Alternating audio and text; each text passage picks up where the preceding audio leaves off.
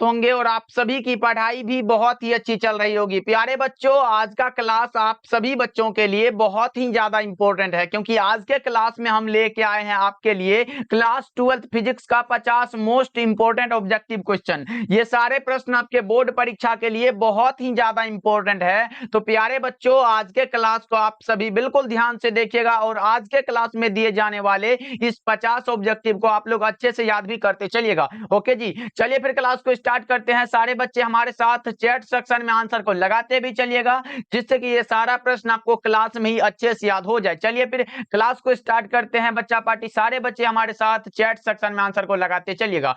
First number सवाल आपके phone के स्क्रीन पर ये रहा, तो बता दो, जब किसी वस्तु को आवेशित किया जाता है तो उसका द्रव्यमान क्या होता है? जब किसी भी वस्तु को चार्ज किया जाता है तो उसका द्रव्यमान क्या होता है? तो ये बढ़ भी सकता है या फिर घट भी सकता है, इसीलिए करेक्ट आंसर आपका डी हो जाएगा। तो सारे बच्चे याद रखिएगा, जब किसी वस्तु को आवेशित किया जाता है तो उसका द्रव्यमान बढ़ या घट सकता है। चलिए फिर दूसरा नंबर सवाल की ओर बढ़ते हैं। मात्र 50 ऑब्जेक्टिव है, सारे बच्चे हमारे साथ लास्ट तक बने रहेंगे। दूसरा नंबर सवाल भी बहुत ही ज्यादा इंपॉर्टेंट है, बता दो, डीवाई मात्रक है। डीवाई जो मात्रक है ये किसका है? बता दो, आवेश का है, विभव का है, विद्युत द्विध्रुव आघूर्ण का है, या इनमें से कोई नहीं? तो बच्चा पार्टी मैंने बताया था कि डीवाई जो विद्युत द्विध्रुव आघूर्ण जो होता है उसे हम लोग पी द्वारा डिनोट करते हैं, यानी कि पी बराबर जो फॉर्मूला होता है वो हमारा क्यू इंटू एल होता है। क्यू क्या है? तो चार्ज का क्या होता है? तो कूलम होता है। एल क्या है? तो लंबाई है, तो गुना में मीटर हो जाएगा, यानी कि कूलम इंटू मीटर भी होता है और कौन सा? तो ये डीवाई भी होता है, इसलिए करेक्ट आंसर आप ऑप्शन नंबर सी लगा लो। विद्युत द्विध्रुव आघूर्ण का डीवाई भी मात्रक है और कूलम इंटू मीटर भी है, तो इसको भी आप लोग याद रखिएगा। अगर आपसे पूछे कि इलेक्ट्रिक डायपोल मोमेंट का जो ऐसा यूनिट होता है वो क्या होता है, तो कूलम मीटर, और कौन सा? तो डीवाई लगा दीजिएगा तो सही हो जाएगा। चलिए फिर तीसरा नंबर सवाल की ओर बढ़ते हैं। ये रहा, बता दो इसका सही जवाब क्या होगा? विद्युत आवेश का क्वांटम इलेक्ट्रोस्टैटिक यूनिट में क्या होता है? विद्युत आवेश का क्वांटम इलेक्ट्रोस्टैटिक यूनिट में आपसे पूछा गया है। 3 का सही जवाब सभी बच्चे फटाफट से लगा दो चैट सेक्शन में। तो वो हमारा होता है 4.78 इंटू 10⁻⁻10 होता है, इसलिए करेक्ट आंसर ये होगा। 3 का सही जवाब ऑप्शन नंबर ए हो जाएगा। बच्चों याद रखिएगा, ये क्वेश्चन कई बार आपके बोर्ड एग्जाम में भी आ चुका है। ओके जी, चलिए फोर्थ नंबर सवाल को देखते हैं, हमारे सामने प्रस्तुत है। फोर्थ नंबर सवाल बता दो क्या होगा? स्थिर विद्युत आवेशों के बीच लगने वाला बल किस नियम से दिया जाता है? स्थिर विद्युत आवेशों के बीच लगने वाला जो नियम है वो किस नियम से दिया जाता है? बता दो कौन सा होगा इसका राइट आंसर? तो यह दिया गया कूलम के नियम से। Right answer option number C होगा। 4 का correct answer option number C हो जाएगा। बच्चों ध्यान में रखिएगा आप लोग। चलिए फिफ्थ नंबर सवाल को देखते हैं, हमारे सामने आ चुका है। ये क्वेश्चन बहुत ही ज्यादा इंपॉर्टेंट है, कई बार आपके बोर्ड एग्जाम में भी पूछा जा चुका है कि जब किसी वस्तु को हम लोग ऋणावेशित करते हैं, ऋणावेशित बच्चा पार्टी समझो अच्छे से, ऋणावेशित करते हैं तो उसका द्रव्यमान क्या होगा? ऋणावेश मतलब क्या होगा? इससे निकलना होता है, किसी को देना होता है, तो ऋणावेशित होता है, तो कौन सा होगा? बढ़ता है। ऋणावेशित हो रहा है तो बढ़ेगा द्रव्यमान।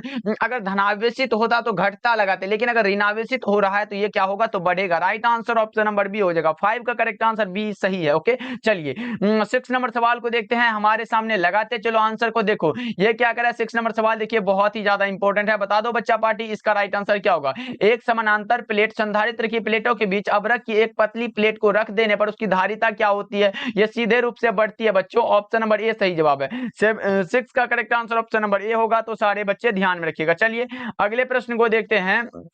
इलेक्ट्रॉन वोल्ट के द्वारा मापा जाता है, क्या मापा जाता है इलेक्ट्रॉन वोल्ट के द्वारा? बता दो, सभी बच्चे लगाएंगे इसका राइट आंसर क्या होगा? बहुत ही आसान है। इलेक्ट्रॉन वोल्ट के द्वारा हम लोग क्या मापते हैं? इलेक्ट्रॉन वोल्ट या फिर ईवी भी लिखा रह सकता है, इसको भी आप लोग याद रखिएगा, ये ऊर्जा को मापा जाता है। राइट आंसर डी होगा। ऑप्शन नंबर डी बिल्कुल सही जवाब हो जाएगा। आवेश को कौन सा? आवेश का तो कूलम होता है, विभवांतर का विद्युत वोल्ट होता है, धारा का एम्पियर होता है, तो राइट आंसर कौन सा होगा? तो ऑप्शन नंबर डी होगा आपका। चलिए फिर अगले प्रश्न को देखते हैं। 8 नंबर सवाल देखिए, पृथ्वी की धारिता लगभग कितनी होती है? पृथ्वी की जो धारिता होती है 711 माइक्रोफैराड होती है। बच्चा पार्टी कौन सा सही जवाब है? तो ऑप्शन बी राइट आंसर है। पृथ्वी की धारिता लगभग 711 माइक्रोफैराड होती है। Correct answer option number B है। चलिए फिर 9 नंबर सवाल को देखिए, आपके सामने ये रहा, बता दो, व्हीटस्टोन सेतु से तुलना करता है किसका? व्हीटस्टोन सेतु से किसका तुलना करता है? प्रतिरोध का, धाराओं का, विभवांतरों का, या फिर सभी का? ये करता है प्रतिरोधों का। करेक्ट आंसर होगा रेजिस्टेंस का होता है, इसलिए सारे के सारे बच्चे इसको याद रखेंगे। ओके जी, चलिए 10 नंबर सवाल को देखते हैं, हमारे सामने आ चुका है। अच्छे से आप लोग समझते चलो और लगाते चलो। देखो समझे हुए चीज को आप लोग बहुत दिन तक याद रख सकते हो, लेकिन रट्टा मारने से क्या होगा कि कम से कम समय में आप लोग भूल जाओगे उसे, तो इसीलिए रट्टा नहीं मारना है, सारी चीजों को समझते हुए चलना है। विद्युत धारा का मात्रा क्या होता है? विद्युत धारा मतलब चार्ज के सतत प्रवाह को हम लोग क्या बोलते हैं? तो इलेक्ट्रिक करंट यानी कि विद्युत धारा बोलते हैं। तो देख लो हमारा तो 1 एम्पियर सही है, विद्युत धारा का मात्रक एम्पियर होता है। लेकिन एक चीज को और भी आप लोग याद रखोगे कि एम्पियर बराबर एक फॉर्मूला होता है। एम्पियर बराबर सर क्या फॉर्मूला होता है? तो आवेश बटा में क्या होता है? आवेश बटा में हमारा समय होता है। तो आवेश बटा में कौन सा लिखोगे? आवेश बटा में समय का सेकंड लिखते हैं, यानी कि सी एस इनवर्स भी होता है, ऐसे भी लिखा जा सकता है सी एस इनवर्स। तो इसको भी आप लोग याद रखिएगा, एम्पियर या फिर कूलम पर सेकंड, इसको भी आप लोग याद रखिएगा, बहुत इंपॉर्टेंट है। ओके जी, क्योंकि चार्ज बटा में टाइम होता है, तो इसको ध्यान में रखोगे आप लोग। चलिए फिर अगले प्रश्न को देखते हैं। 11 नंबर सवाल देखिए क्या करें। विद्युत परिपथ में किसी बिंदु पर सभी धाराओं का बीजगणितीय योग, बहुत इंपॉर्टेंट है, कई बार आपके बोर्ड एग्जाम में भी आ चुका है कि विद्युत परिपथ में किसी बिंदु पर सभी धाराओं का जो बीजगणितीय योग होता है, यानी कि समेशन आई बराबर जो होता है वो हमेशा 0 होता है। तो राइट आंसर कौन सा? ए होगा। 11 का सही जवाब ऑप्शन नंबर ए हो जाएगा। बच्चों ध्यान में रखिएगा आप लोगों के। चलिए, इंग्लिश मीडियम वालों के लिए भी है, इसलिए दोनों बच्चों के लिए है, इसलिए घबराना नहीं है। सारे बच्चे आप लोग आंसर को लगाते चलना, आंसर लगाने से आपको क्लास में याद होगा। चलिए अगले प्रश्न को देखते हैं। 12 नंबर सवाल है, विशिष्ट प्रतिरोध या फिर प्रतिरोधकता का ऐसा ही मात्रक क्या होता है? विशिष्ट प्रतिरोध या फिर प्रतिरोधकता को जो ऐसा ही मात्रक होता है वो हमारा कौन सा होता है? तो वो हमारा होता है ओम मीटर। क्या होता है? तो बच्चा पार्टी लगा लो, ये हमारा कौन सा होता है? तो ओम मीटर होता है। ध्यान में रखिएगा कौन सा, या फिर इसका सिंबल ऐसे भी होता है ओम मीटर। कौन सा? तो ऑप्शन नंबर ए में दिया गया बच्चों, ऑप्शन नंबर ए लगा लो आप लोग। चलिए अगले प्रश्न को देखते हैं। 13 नंबर सवाल देखिए, विद्युत धारा के चुंबकीय प्रभाव की खोज किसने की थी? 13 नंबर सवाल का जवाब सभी बच्चे बता दो। विद्युत धारा के चुंबकीय प्रभाव की खोज किसने की थी? ये क्या था? ऑस्ट्रिड साहब ने। तो राइट आंसर कौन सा? ऑप्शन नंबर बी होगा। विद्युत धारा के चुंबकीय प्रभाव की जो खोज की थी वो किसने किया था? तो ऑस्ट्रिड साहब ने। देखो, the magnetic effect of electric current was discovered by ऑस्ट्रिड। ओके, चलिए अगले प्रश्न को देखते हैं। सामने रहा, बता दो क्या होगा 14 नंबर सवाल का जवाब। निम्नलिखित में किनकी चुंबकशीलता सबसे अधिक होती है? सबसे अधिक जो होती है वो होती है लौह चुंबकीय पदार्थ की। राइट आंसर सी हो जाएगा, याद रखिएगा। और सबसे कम जो होता है वो प्रति चुंबकीय पदार्थ का होता है, इसको भी आप लोग याद रखोगे। चलिए 15 नंबर सवाल को देखते हैं। हमारे सामने आ चुका है, बता दो कूलम्ब बल क्या है? कूलम्ब बल हमेशा से आपके बोर्ड एग्जाम में ये सवाल पूछते आया है, तो बता दो कूलम्ब बल कैसा बल होता है? तो ये होता है केंद्रीय बल भी होता है, विद्युत बल भी होता है। तो बच्चा पार्टी कौन सा लगाओगे? ऑप्शन नंबर सी होगा। कूलम्ब बल जो होता है ये सेंट्रल फोर्स भी होता है और इलेक्ट्रिकल फोर्स दोनों होता है, इसलिए बहुत सारे करेक्ट आंसर सी होगा। ओके, चलिए अगले प्रश्न को देखते हैं। 16 नंबर सवाल देखिए, अपवर्तनांक सर्वाधिक होता है किसका? सबसे अधिक जो अपवर्तनांक होता है वो हमारा हीरा का होता है। हीरा का। आप पूछोगे सर ये होता कितना है? तो 2.42 होता है। हीरा का अपवर्तनांक सभी पदार्थों के अपवर्तनांक से अधिक होता है, याद रखिएगा। और इसका जो मान होता है वो होता है 2.42। ओके जी, चलिए फिर अगले प्रश्न को देखते हैं। अगला प्रश्न कई बार ये क्वेश्चन आ चुका है, इसलिए बच्चा पार्टी इसको आप लोग याद रखिएगा। चलिए नेक्स्ट सवाल की ओर बढ़ते हैं। अगला प्रश्न देखिए 17 नंबर सवाल है, ऑप्टिकल फाइबर किस सिद्धांत पर कार्य करता है? ऑप्टिकल फाइबर पूर्ण आंतरिक परावर्तन यानी कि टोटल इंटरनल रिफ्लेक्शन के सिद्धांत पर कार्य करता है। ऑप्शन सी राइट आंसर है। 18 नंबर सवाल को देखते हैं हम लोग। 18 नंबर सवाल देखिए क्या करें। विभव प्रवणता बराबर क्या होता है? ई बराबर माइनस डीबी अपॉन में डीएक्स। ई बराबर कितना बार बता चुका? ई बराबर माइनस डीबी अपॉन में डीएक्स कितना बार बताया भाई? बता दो कौन सा? तो ऑप्शन नंबर सी में दिया गया डीबी अपॉन डीएक्स विभव प्रवणता है। ऑप्शन नंबर सी लगा लो। 18 का करेक्ट आंसर सी हो जाएगा। 19 नंबर सवाल देखिए क्या करा आपके सामने रहा। 1 वोल्ट बराबर क्या होता है? 1 वोल्ट विद्युत विभव पूछा गया आप लोगों से, बता दो 1 वोल्ट बराबर क्या होता है? तो V बराबर हमारा हम लोगों का फॉर्मूला होता है W अपॉन में Q। W का हो जाएगा जूल हो जाएगा, और चार्ज है तो कूलम हो जाएगा, यानी कि जूल प्रति कूलम। ये तो हमारा मात्रक निकल के आया। यहाँ पूछा गया 1 वोल्ट, यानी कि 1 वोल्ट बराबर होता है 1 जूल प्रति में कौन सा? कूलम। तो लगा लो कौन सा ऑप्शन में दिया गया? ऑप्शन नंबर बी में दे दिया गया है, तो लगा लो। इसको भी आप लोग याद रखिएगा कि V बराबर W अपॉन Q होता है। ये भी आपके बोर्ड एग्जाम में आया हुआ है बच्चों, इसीलिए याद रखिएगा। चलिए फिर 20 नंबर सवाल को देखते हैं। हमारे सामने प्रस्तुत है 20 नंबर सवाल। बता दो, ये रहा आपके सामने। बता दो 3 संधारित्र जिनमें प्रत्येक की धारिता क्या है? तो C है, और श्रेणी क्रम में जुड़ा हुआ है, तो उसकी तुल्य धारिता क्या होगी? C बटा में 3 होगा। Option C right answer. ये न्यूमेरिकल टाइप क्वेश्चन है, इसलिए आप लोग बना सकते हो। चलिए 21 नंबर सवाल देखिए क्या कर रहा है। 1D ग्राफ जनित्र एक ऐसी युक्ति है जो उत्पन्न करती है, क्या उत्पन्न करती है? 21 का सही जवाब सभी बच्चे बता दो चैट सेक्शन में। 1D ग्राफ जनित्र एक ऐसी युक्ति है जो उत्पन्न करती है उच्च वोल्टता को, उच्च वोल्टता को उत्पन्न करती है, इसीलिए सही जवाब ऑप्शन नंबर सी हो जाएगा। 21 का right answer option number C होगा, यानी कि हाई वोल्टेज उत्पन्न करता है। चलिए 22 नंबर सवाल को देखिए बच्चा पार्टी। सारे प्रश्नों को आप लोग समझते चलो और क्लास को भी लाइक करते चलो। बच्चा पार्टी भूल जाती हो आप लोग क्लास को लाइक करने के लिए। एक बार सभी बच्चे जो है पहले क्लास को लाइक कर लो, उसके बाद फिर आगे बढ़ते हैं हम लोग। देखो पीले रंग के लिए कार्बन प्रतिरोध, ये कार्बन प्रतिरोध नाम से हम लोगों को बहुत आसान है। देखो मैंने ट्रिक बता दिया है कि ऐसा वाला अगर आए तो एक भी प्रश्न आपका नहीं छूटेगा, मतलब नहीं छूटेगा। देखो बीबी किसके लिए रो रही थी, बीबी रोए जीबी, बीबी किसके लिए, तो जीबी के लिए रो रही थी। यहां से 0 1 2 3 4 5 और 6 लगा लो। अब देखो ब्लैक के लिए हमारा क्या है, तो 0 है, ब्राउन के लिए 1 है, रेड के लिए 2 है, ऑरेंज के लिए 3 है, येलो के लिए 4 है, ग्रीन के लिए कौन सा 5 है और ब्लू के लिए 6 है। तो देख लो बच्चा पार्टी किसके लिए, पीला यानी कि येलो के लिए पूछा गया है। तो देख लो 4 है कि नहीं, ऑप्शन नंबर सी में दिया है कि नहीं, लगा लो। 22 का जो करेक्ट आंसर है वो होगा ऑप्शन नंबर सी। ओके चलिए 23 नंबर सवाल देखिए क्या कह रहा है, एम्पियर घंटा किसका मात्रक होता है। बहुत आसान है, एम्पियर घंटा आवेश का मात्रक होता है, चार्ज का मात्रक होता है। राइट आंसर कौन सा होगा, तो ऑप्शन नंबर बी होगा। चलिए 24 नंबर सवाल को देखते हैं। 24 नंबर सवाल क्या कर रहा है, रेटिना पर बनने वाला प्रतिबिंब कैसा होता है। बच्चा पार्टी सबको पता होगा कि जब किसी भी वस्तु को हम देखते हैं तो वो जो प्रतिबिंब बनता है वो हमारे आंख के रेटिना पर बनता है, लेकिन उस पर बना हुआ प्रतिबिंब कैसा होता है ये पूछा गया है। ये वास्तविक और उल्टा होता है, वास्तविक और उल्टा होता है। करेक्ट आंसर बी होगा। सारे के सारे बच्चे ध्यान में रखिएगा। चलिए फिर 25 नंबर सवाल को देखिए, आपके सामने आ चुका है 25 नंबर सवाल। बता दो निम्नलिखित में कौन इंद्रधनुष के निर्माण का कारण होता है। इंद्रधनुष का निर्माण जिस कारण से होता है वो हमारा होता है डिफ्रेक्शन ऑफ कौन सा ऑप्शन नंबर सी में दिया गया, ऑप्शन नंबर सी हो जाएगा बिल्कुल राइट आंसर। याद रखिएगा डिफ्रेक्शन ऑफ लाइट के द्वारा होता है, याद रखिएगा ऑप्शन नंबर सी बिल्कुल सही जवाब है। चलिए फिर 26 नंबर सवाल को देखते हैं, हमारे सामने आ चुका है। बता दो 4 डायोप्टर क्षमता वाले लेंस की क्षमता की फोकस दूरी कितनी होती है। बहुत ही आसान है, हम लोगों ने तो फॉर्मूला पढ़ा है कि P बराबर 1 बटा में फोकस दूरी होता है। हमें यहाँ देखो P कितना, तो 4 दिया गया, तो 4 बराबर 1 बटा में F होगा। फोकस दूरी निकालना है तो 4 F बराबर में 1 बटा में 4 होगा। अगर 1 में 4 से भागा देंगे तो 0.25 होगा कि नहीं, मीटर में होगा कि नहीं, करेक्ट आंसर ये होगा। ये मीटर वाले के लिए फॉर्मूला है। अगर सेंटीमीटर वाले के लिए फॉर्मूला होता है तो वो हमारा अलग होता है, P बराबर 100 बटा में फोकस दूरी होता है। ये सेंटीमीटर के लिए है बच्चा पार्टी, इसको याद रखिएगा। और ये अगर हम लगाए तो इससे मान नहीं निकलेगा,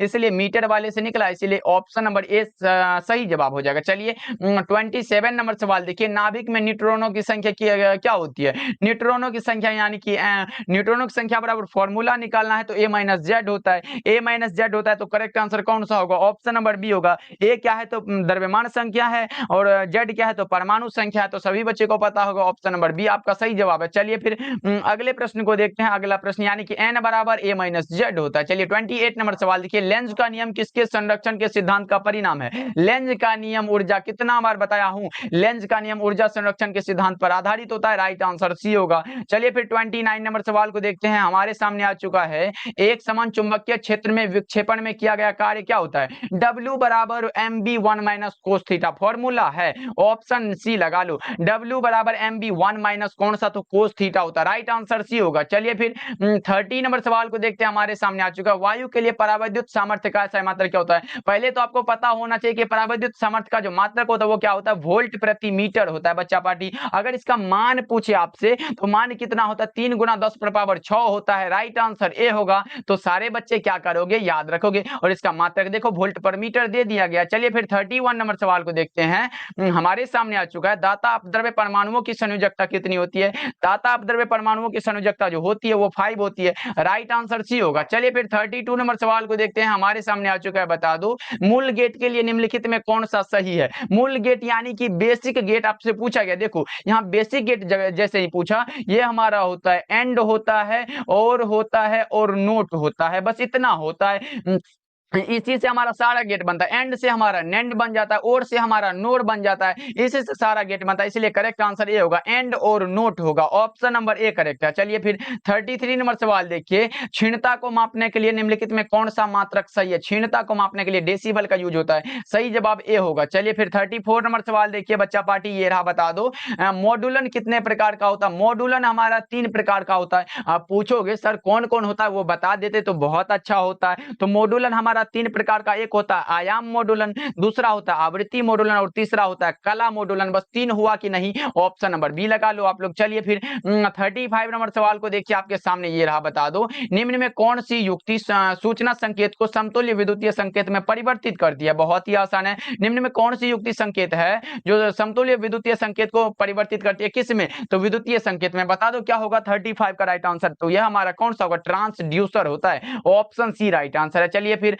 अगले प्रश्न को देखते हैं। 36 नंबर सवाल है, डायोड का उपयोग करते हैं रेक्टिफायर की तरह, डायोड का उपयोग करते हैं रेक्टिफायर की तरह, तो डी ऑप्शन वाला जो है ये बिल्कुल सही हो जाएगा। चलिए फिर 37 नंबर सवाल को देखते हैं, हमारे सामने आ चुका है। बता दो निम्न में से कौन सार्वत्रिक लॉजिक गेट है, बता दो निम्न में कौन सा है जो सार्वत्रिक लॉजिक गेट, यानी कि which of the following is a universal logic gate, कौन सा होगा, तो ये हमारा नैंड होता है। नैंड गेट जो होता है ये सार्वत्रिक लॉजिक गेट कहलाता है। चलिए अगले प्रश्न को देखते हैं। 38 नंबर सवाल आपके सामने है, आपके फोन के स्क्रीन पर है। बच्चा पार्टी लगा दो, क्या होगा इसका सही जवाब। बहुत इंपॉर्टेंट क्वेश्चन है। देखो किसी अर्धचालक में बहुसंख्यक आवेश वाहक क्या है, तो इलेक्ट्रॉन होंगे। इसमें यदि मिलाई जाने वाली अशुद्धि क्या होगी, जो ये आवेश वाहक इलेक्ट्रॉन होंगे। तो आपको मैंने बताया था कि हमारा एन टाइप विद्युत बहुसंख्यक आवेश जो होता है, एन टाइप के लिए अगर पूछे, एन टाइप अगर आपसे पूछा गया हो तो एन टाइप क्या होता है, तो ये हमारा इलेक्ट्रॉन होता है। क्या होता है बच्चा पार्टी, तो इलेक्ट्रॉन होता है। और पी टाइप मैंने बताया था, पी टाइप भी मैंने बताया था बच्चों, तो याद है तो बता दो पी टाइप कौन सा होता है, तो होल यानी कि छिद्र होता है। यहाँ पूछा क्या गया, किसी अर्धचालक में बहुसंख्यक आवेश इलेक्ट्रॉन, यानी कि ये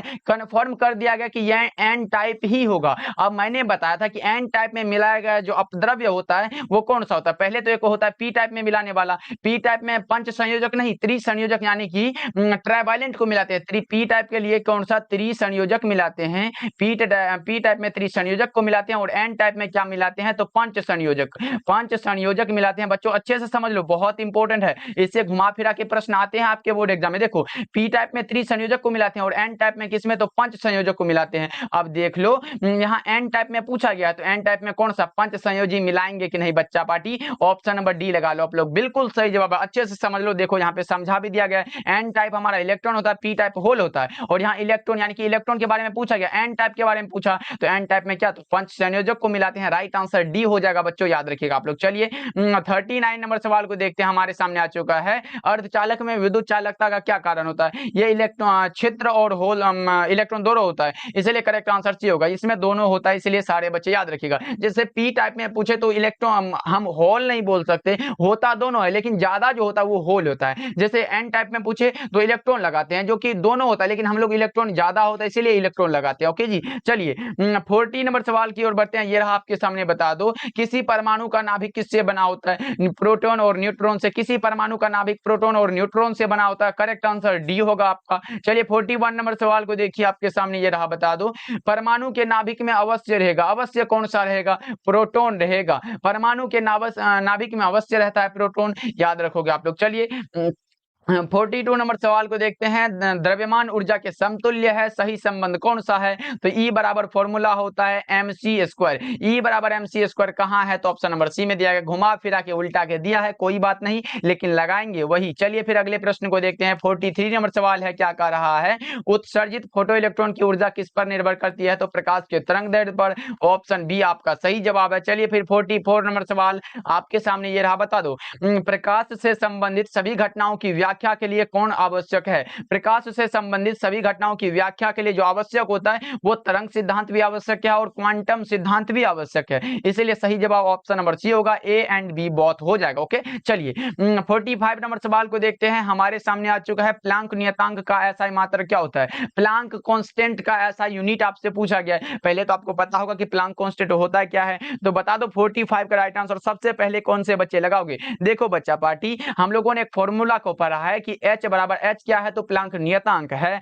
H बराबर E बटा में भी फॉर्मूला पढ़े हो कि नहीं बता दो। ये E क्या है, तो अब हमको मात्रक निकालना है, तो ऊर्जा का मात्रक E क्या है, तो एनर्जी है, तो ऊर्जा का मात्रक क्या होता है, ऊर्जा का मात्रक जूल होता है। ऊर्जा का मात्रक क्या होता है, जूल होता है। और यह आवृत्ति है, तो आवृत्ति का मात्रक टाइम इनवर्स यानी कि सेकंड इनवर्स लिख सकते हो, यानी कि जूल प्रति जूल, और इसको इनवर्स वाले को ऊपर ले गए तो सेकंड हो जाएगा। जूल सेकंड हमारा क्या होता है, मात्रक होता है। तो कौन सा ऑप्शन में दिया गया, ऑप्शन नंबर ए हो जाएगा। याद रखिएगा बच्चा पार्टी, बहुत इंपॉर्टेंट है। अगर आपसे पूछ दे कि ये प्लांक नियतांक का वीमा क्या होता है, वीमा भी निकालना मैं सिखा दे रहा हूं। पहले आपको ऊर्जा का वीमा निकालना है। ऊर्जा का वीमा क्या होता है, ml2 होता है, ml2 t इनवर्स 2 होता है, ml2 t इनवर्स 2 होता है। और ये बटा में आवृत्ति का भी वीमा निकालना है, तो अभी मैंने बताया सेकंड इनवर्स, जिसको हम लोग टाइम इनवर्स भी लिख सकते हैं। तो ये इसको ऊपर ले चलो, तो ml2 होगा और t पे एक माइनस घटा दो तो t इनवर्स 1 होगा। तो देख लो कौन सा ऑप्शन में दिया गया है, ये इसको लगा देना, बहुत इंपॉर्टेंट है वीमा निकालने के लिए। ओके जी, बहुत इंपॉर्टेंट है, सारे बच्चे याद रखिएगा। अभी मात्रक जो होगा वो जूल सेकंड होता है। सारे बच्चे ध्यान में रखना, नोट्स करते चलना। चलिए फिर अगले प्रश्न को देखते हैं। प्रकाश के तरंग गति सिद्धांत के अनुसार प्रकाश के वर्ण का निर्णायक कौन सा होता है? उसकी आवृत्ति होती है, फ्रीक्वेंसी होती है। ऑप्शन सी राइट आंसर है। 47 नंबर सवाल आपके सामने ये रहा, बता दो किसी चुंबक का चुंबकीय आघूर्ण क्या होता है? किसी चुंबक का चुंबकीय आघूर्ण है वेक्टर क्वांटिटी है। ऑप्शन बी आपका सही जवाब हो जाएगा, वेक्टर क्वांटिटी होता है। सारे बच्चे ध्यान में रखिएगा। ओके,